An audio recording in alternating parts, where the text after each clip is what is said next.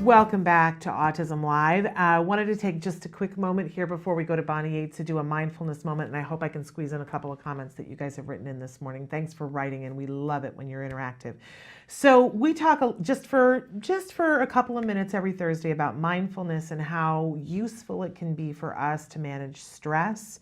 But it's also something that's really, really great for our kiddos. And many of you have written in and said, yeah, okay, Shannon, but how do we do this with really young kiddos or kiddos who are on the autism spectrum and don't have the ability to sit still for a couple of minutes, right? And a lot of you write in and ask about how do we help build focus with our kids. And we give you lots of tips for that, but I want to put it within the mindset of being mindful. We can start really young with kids, but there are a couple of guidelines that we want to think about. And first of all, we want to make sure that we don't expect to scale Mount Everest in one day.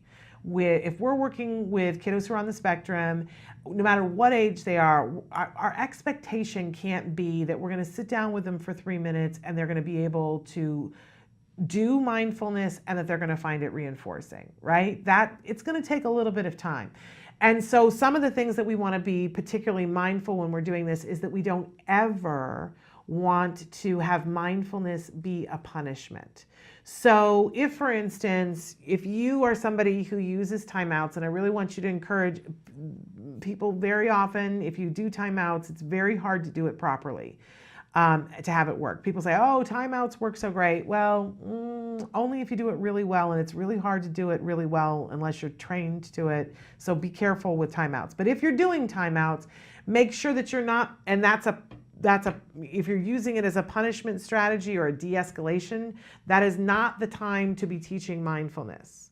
We want to teach mindfulness when everything's okay, because we don't want to pair it with, you're stressed, and we don't want to confuse it and have it be something that's a punishment. All right, you just did this, so you go sit in the corner and be mindful now. Not what we want to do. That we're never going to get to the point where they're going to do it on their own. And what we want to do is to build strategies for the person so that when they are upset, they can fall back on it themselves and go, this is what I do to calm myself down. So we have to make it really reinforcing first. Make sense? Okay, so one of the best things that I've heard of is something called breathing buddies. And we can do this with any of our kids. We want to take some sort of an object, could be a stuffed animal, something that is comforting and that the individual truly loves. And a lot for our little kids, that may very well be a stuffed animal, but something, that's about this size and not too heavy. Okay, so think about what that might be for this particular individual. And what we're going to do is we're just going to play a game with them. And you're not going to say, now this is all about mine. We're just going to play a game where we're going to put the item, the buddy is what we're going to call it, on their stomach. And then we're going to ask them to look at the buddy, and we're going to ask them to take a deep breath. And the buddy should move. The buddy should go up, right? And we'll say, see how the buddy moved? Now we're going to blow that air out and see if the buddy goes down. And the buddy will go down, right? And we're going to say, now we're going to try to do it as slow as we can. And we're going to watch the buddy while we do it. Does the buddy go up? Breathe in, and the buddy goes up. And then we breathe out, and the buddy goes down. And so in the beginning, you're going to do this for such a short period of time that they're not going to have the opportunity to get bored.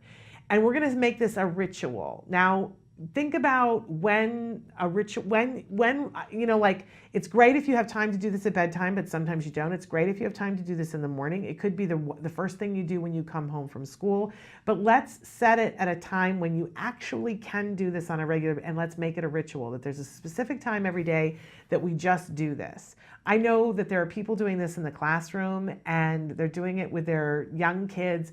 And it's like when we come back from recess, everybody lays down on their mat, they get their breathing buddy, and they do it, and they get more work done in the afternoon as a result, because it gives them that sort of transition. But it's got to be reinforcing, so it's got to be an item that they really like.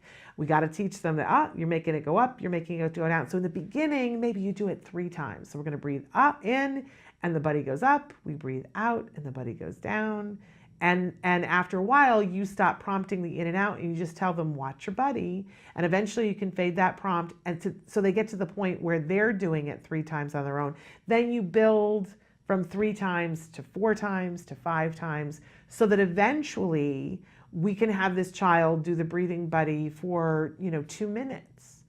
If you can get a child to focus on their breathing for 2 minutes, and they're watching the object go up and down, that's mindfulness, my friends.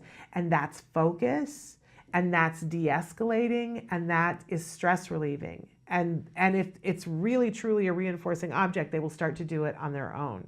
Now, if that's really hard or you can't find the object, there are tons of videos now in apps. Search up on your phone or your computer, put in mindfulness breathing app or whatever. They have some where it shows a picture in the background of something. There's one that's all over Facebook right now that it's rain falling down off of leaves, and it has a little circle that, so that you do it for 5 minutes or whatever. There's others where the circle goes in and that's the breathing in, and then it goes out, that's the breathing out.